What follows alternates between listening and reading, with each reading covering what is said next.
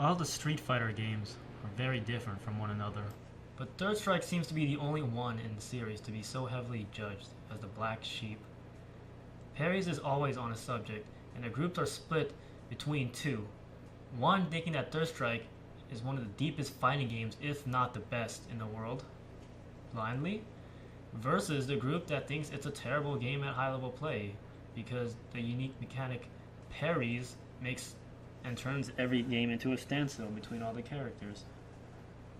The point of this video is to dispel most of the misconceptions about Third Strike parries, spread by those who think they know how the game works, based on myths spread by other people who think they know how the game works. I know the anti-parry crowd is in the minority, but I have never read a sound argument on why it's a bad mechanic, and these arguments are all over the web. I want someone who shows interest in the game to be misled, and not have a video which properly explains how parry works its way into SF3. Parries equals no footsies in Third Strike. Why? Initial forward walk and crouch are common movements that have no whiff animation. As you can see, the result, you cannot punish people who continually parry bait, aka move forward and down, trying to just push parries in every situation, since it is too hard to notice. This makes games slow, since both players continually parry fish and refuse to throw out moves in fear of being parried. Alright, so basically Third Strike is played like this. Both opponents are just mashing forward and down repeatedly to get parries. You're an invincible wall, and the first person who attacks loses. It's a battle of patience.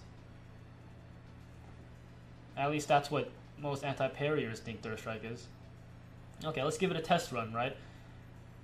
Ryu on the right is going to mash down and forward really quickly. Everything that comes his way, he should parry it. It's not working, I guess. Huh. Okay, he's almost dead, so it's not good. Okay, let's try down attacks. Maybe that'll change something up. Oh, look, he's still getting hit. For a sweep attack and everything. Well, I guess mashing isn't viable. Trying to mash parries. Okay, let's try this. Let's try throw. Does it work against a throw? Let's give it a shot. Second time's the charm. Okay, that was just a normal forward parry attempt, so throws beat parry attempts too. Okay, so you can't mash parries. You can't parry throws, but that's not what they're complaining about. They're complaining about parries being placed in terms of your movement and before you attack. So, an example would be walking backwards, blocking, pressing forward and going immediately back to blocking, pressing down and going immediately to blocking. So basically anytime you move forward or crouch down, you get a parry, you have an attempt to punish, and you immediately go blocking, so there's no punish. You can't do anything about that. It's unstoppable. Okay, so ideally though, when someone does this, what would happen is they dash throw. You're not throwing out any attacks. Okay, but that's too easy. So what about placing a parry attempt right before your attack comes out? This way, you can get a parry attempt, and if he does attack you in that spot, your attack immediately comes out for a punish. What would happen if you played that way? Well, you threw out a parry attempt, you threw out the attack that wanted to come after, and your opponent notices. And he rightfully punishes your whiff. It's kind of sounding like footsies, doesn't it? I'm going to show you a clip of a high-level match between two of the top 10 best cans in the world, and they should play exactly like all the people who don't like parries. Basically, a lot of mashing down forward, a lot of nothing, no one throwing out attacks, both players frightened of one another. Let's take a look. They're starting off, he just dashed crouching MK'd, got backed into the corner. This isn't right. They're getting up in each other's faces. A lot of throwing. And they're throwing out attacks at each other. No one's even getting a parry. Throwing him back in a quarter. Nice position. Trying to keep him there. But now he got pushed back out to the middle of the screen. And now he got back thrown again. I don't get why they're so confrontational though. If the strategy, the viable strategy, is to just stay put and mash forward and down. And look at that, the crouching MK Shibujin ride, a whiff punish. Doesn't that involve footsies? You got a dash throw. Couldn't parry that. I'd say this is a pretty good match. Nice display. Another dash throw. Short. Couldn't bait him into a short super. Look at that. Isn't that footsies? Weaving in, weaving out. He threw out an attack. He punished it on the retraction. You need the crouching MP to super. That takes a lot of experience reaction. A taunt bonus activated. He lost it though because he got hit. Okay, there's a cross up. Cross ups work well in this game. He got back thrown. Finally, we got a parry. Fierce Shoryuken, he stayed at a nice distance too, so when we had a parry at one time, and even if he didn't parry, it wouldn't hit him. But look at that! Psychic. He knew his opponent was scared to really approach him on wake up, so he walked as soon as he got up and just threw him like that. We got another parry, but this time it didn't work well for him because the super came after he got parried. Got the parry. Throw into the corner. He got air to air by Tatsu. He reset it on accident. But when two good players play each other, they will mess up repeatedly, and that's normal, just like what happened. I'd say the game was the opposite of what most people have said. Very aggressive, a lot of footsies, a lot of mind games, a lot of decision making. Now we move on to the second one. Parries make jump in safe, aka Shoryuken is useless. Why? You can jump at someone and buffer parries, resulting your anti-airs will get parried so people can safely jump in, constantly nullifying attacks like Shoryuken.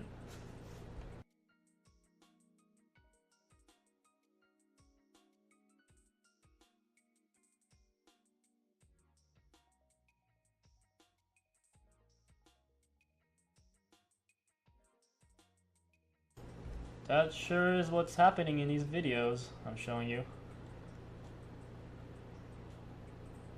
This one I like especially. Look, he gets hit by EX Fierce Ken's SRK, a really good anti-airing attack. Multiple hits to parry. Okay, at high levels people don't expect that. But look, you get too predictable, and I think that's the problem people have the most. Their anti-airs get too predictable. They get jumped in once, and they get really, really mad at the game. I've already made an anti-air beginner video, but I'll just show some small things that you can do against someone who just jumps in and tries to parry everything. Most characters, you can just dash under him. You end up on the other side. Most of the time they can't do anything. You can just walk away as they pace at you. You can wait till they land at a far distance and hit low. That works well. And what most people like to do, and what works pretty much almost all the time, is this. Just stacking attacks against someone parrying in the air. Most people are not going to parry this. And there's a bucket load of more things that you can use against someone. Now we move on to the third part, which is parries make projectiles obsolete. Why? Opponent can negate a projectile, not receive chip damage, won't get pushed back, and can build meter. The result? Unlike other Street Fighter games, projectiles aren't dangerous from far away, so most characters, if not all, have to fight up close. Projectiles are really good in this game by pretty much every character that can throw some out. Right here, it may be different than the other games, but the purpose is the same. He's throwing fireballs to force Oro to jump. Get him in the air, to do air to air, what he just did right now.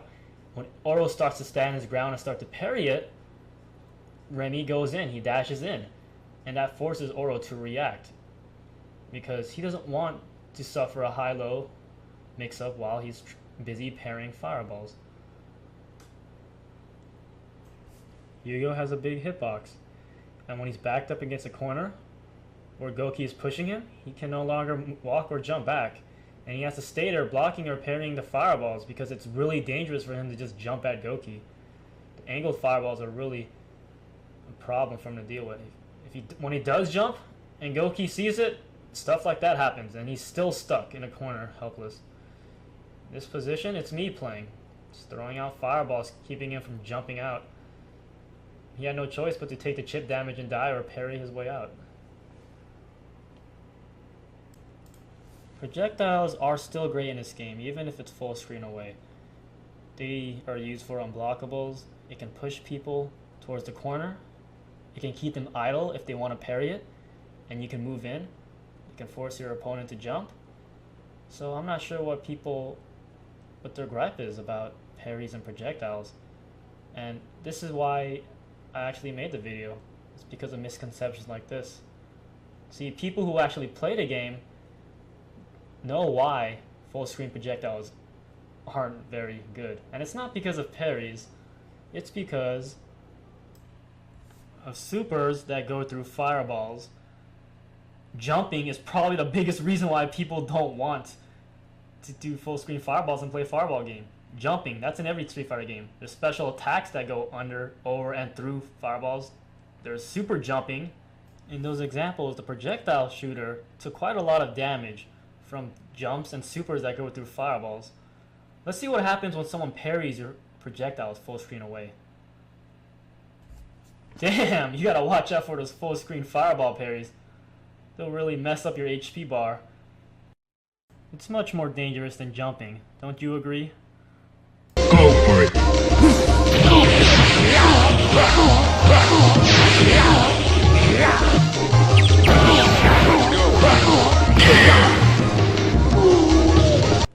Second to last one, parries ruin character variety. Why? Parries make all the characters play up close. The result? Fireballs aren't dangerous from far away, so most characters have to fight up close. Well, we already covered the fireball thing. As far as character variety is, there's a lot of variety in the characters of this game. Not just the characters, but how you can play them. They don't all play in the exact same fashion. Remy is definitely a hit and run character. He has really great projectiles. You can have two on a screen at the same time, force people to jump. He has some good anti-air options. There's one right there. His little cold blue kick, that is hard to parry and deal with. Parries aside though, a lot of his attacks are very clunky and punishable on hit. But amazing players like Pierrot and Yu have made it work, and they can play Remy at the top level. Now Makoto, she can play it in many ways also. You can use SA1, and you can play her as a very solid offensive and defensive character with a great super. Getting a lot of weaker hits against characters with her high-low Karaksa mix-up game, and finishing off the rest of her HP with SA1, really high damaging super. As we can see here, she's also a stun character. Here we got a different Makoto. This is Tominaga, SA2 and 100% stun master, and he holds the corner. He'll come out and take a peek and do a little bit damage when he has to, but for the most part he revolves his game around staying in the corner, and it does pay off. It's a different style. Right here we have Q, and he is a tank. That's a different type of character. Look how little the super actually does. That's only 2 taunts also. Imagine if you got the 3rd defense boost. We got grapplers. There's Hugo. And his defense is also really high. 2nd highest in the game. His damage is higher than average. His offense is higher than average. He's actually incredibly dangerous up close. So most people just turtle the shit out of him. They run away from him. And it's not just because his options of chasing isn't that strong, it's because he's that dangerous up close. Here we have Dinjin Ryu. His play is based mostly off the stun bar. He can do a lot of weak hits, but he's a stun character, so his attacks on average do higher stun than other characters that aren't stun characters.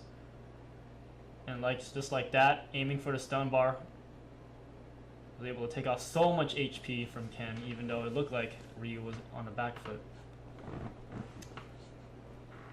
Now, just because a character is made a certain way doesn't mean it should be played that way at all times. Remy is a keep away character, right? That's what he's good at.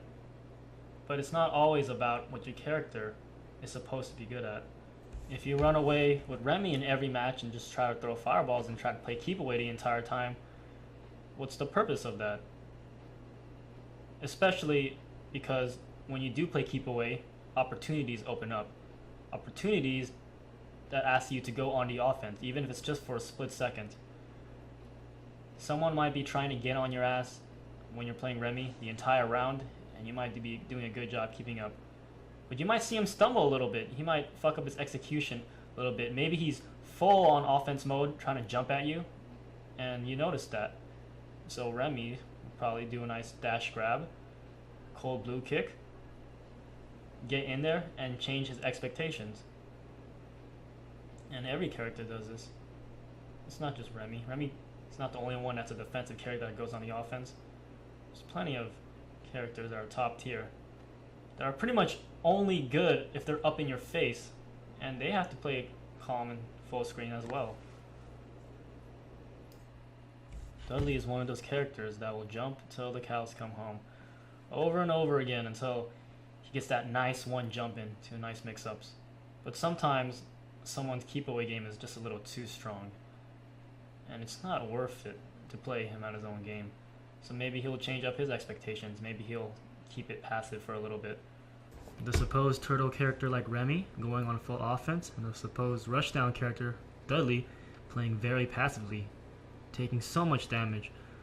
But when opportunity arises, you take advantage of it. Remy stumbled a little bit on his offense, and now he's on the defensive. There's characters with different size stun bars. Some characters with really low defense, high defense. Some dash further than the other. Some dash faster. Some jump further. Some can barely jump at all. One can double jump. One can glide in the air. The taunts do things in this game. The taunts can add attack bonuses. They can add stun attack. They can add defense, stun recovery. They can do a lot of things in this game. And the characters will be played based on how the player wants to use them. If you want to play a Turtle Dudley, you can make it work. There is no handbook to Third Strike, but there is variety based on the character and the player using him. Last one, guys. Parries is guessing. Why? Parries are subtle, they have no whiff, have no risk attempts, can be done at any moment. And the result? Position doesn't matter since the person defending has just as good chances as the offender, when the person on the offense with the advantages should have the advantage in that scenario, aka it's all guessing. This embodies a little bit of everything that we've already discussed. I will use one of my matches as an example to prove that the misconception of that this game is just guessing is incorrect. I've used too many pro player videos, so I'll use my own. This will be a Urian mirror. I'm the dinosaur on the right side. I feel like Urian is the biggest FU to all the anti-parriers who don't know much about the game. His projectiles are some of the most dangerous, full screen away or short ranged, because if you get hit by it in the air, you're probably going to lose a big chunk of your HP, get trapped in a corner, or get into some kind of unblockable setup. His Aegis Reflector is pretty much made just to hold people in one position or to push them towards the corner. In this matchup I'm showing you, we have two Urian players. Me, who I don't really parry too much on wake up when I use Urian, or even try to. And we have the guy on the left who relies on it a little more. And I'm just going to slowly tell you and explain why this game isn't guessing based on my match and perspective. Right, as we see there, I got parried on high, and I got knocked in a corner. I took a lot of damage. So, what do you do about someone like that? I might want to add that he also does a lot of headbutts. So, if I try to throw him, sometimes I might get headbutted. So if I try to attack him high, he's probably going to parry and get a big launcher punish. He messed up parry, double tackle. I messed up the EX headbutt. It's still supposed to be a regular headbutt. And he did a wake up EX headbutt. So basically, headbutt when I try to throw, forward parry everything else into a throw or launcher. So I'll just show you how I deal with that based on my perspective. Other than Aegis, which pretty much neutralizes his parries because no one wants to parry all the 6 hits of that thing. What I do is, I already realized he likes to mostly just parry high. So I'm going to do a lot of low attacks. He also likes to parry when he thinks a block string has finished. The most common thing he likes to do is what most people run into. When you jump at him, he likes to do forward parries. I know anti-parries complain about people who get free jump-ins, but it's usually people on the ground that are getting jumped in on that always do the buffer parries. It's that good. So, how do you deal with someone like this? Wake up headbutt when you try to throw him. Forward parry buffer on wake up. Tries to parry your jump-ins. And at the end of block strings, he likes to add parries, just like that. You beat him by knowing what he can do, knowing what he's willing to do, and knowing what he won't do. Just like every other competition in life between other humans.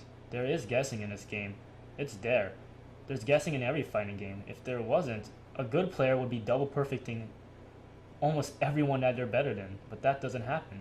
It just happens once in a while. We can't read minds, so we use our experience versus other people to determine what we do and what we shouldn't do in a match. A lot of anti-parriers think that it's impossible to see when someone's whiffing parries, when someone's attempting something that's so safe, but I'm telling you right now, we notice it. Most of us third side players notice the tendencies, the trends of how our opponent is trying to fight us. This guy, he likes to forward parry on wake up. He likes to hit forward parry at the end of block strings. He likes to parry when I jump in at him. So what do? I don't engage him in those areas. There's so many other things I could do when I'm doing now. I'm doing low attacks because he parries forward on the wake up a lot.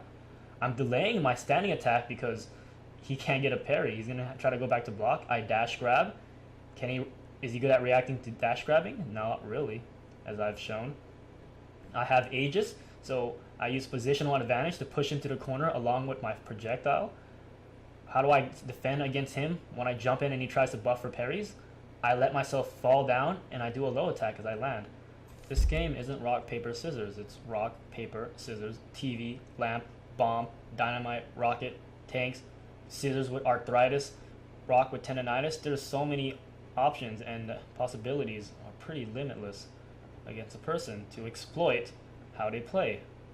There is disadvantages of being in a corner. You can't backdash, you can't walk backwards, you can't jump back. Most characters get the best damage when they have their opponents cornered. But that's not every character. Some characters kind of want to be cornered, like Makoto using SA2. It really depends on your playstyle, the character you're using, and how your opponent is playing against you. There's fireballs being useful. It got me the corner advantage. And you see how he did a wake-up launcher? Why would anyone do a wake-up launcher? It's because he was trying to wake up, buffer a forward parry, and go into a launcher. Launcher is a little too slow to get a parry, notice it, and then go straight to it. So he just went through the motions, and you know what? That got him hit. We see these things. Most of us have been playing this game for quite a while, and I think it's about time that we started explaining it in the best way we can. I am blocking a lot in this match.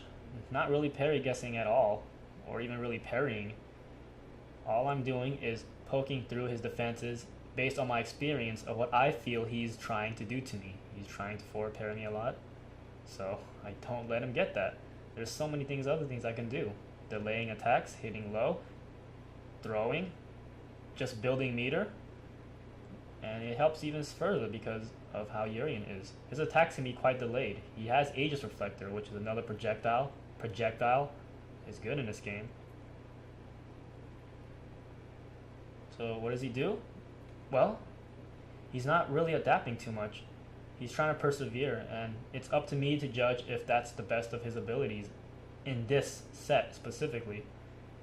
And if it is, I don't need to mix it up. I go through the motions that work against him, and I keep him working. If at this point he wants to adapt, he may fail a few times, 1 to 3 times, before it starts working. And you know what? I can see that happening. Because the little things your opponent does that you can see comes from the experience. And every form of competition has it. Another human will exploit your weaknesses. And that's why Third Strike has best players. We have the best Ken in the world. We have the best Q player in the world. We have the best Goki player, the best Chun-Li, so on and so on. You can't be the best of a certain character in the world if the game is just so random. Projectiles are really great. Jump-ins are really great. The footsies are incredible. And there is guessing, just like in every other aspect in life. Feel free to get the game and try it out yourself.